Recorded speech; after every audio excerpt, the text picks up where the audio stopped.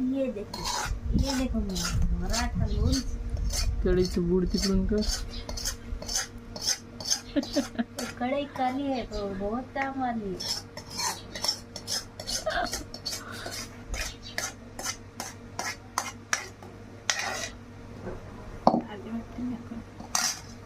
मराठीतच सांग. हे बघा मी बनवलेलं लोणचं मला येत नव्हतं. मी सुद्धा यूट्यूबवर बघून बनवलं. मी थोडं वेगळं बनवलं म्हणून मी तुम्हाला दाखवते आहे की बघा माझं लोणचं कसं बनलेलं आहे. चटाक छान चमच चमच.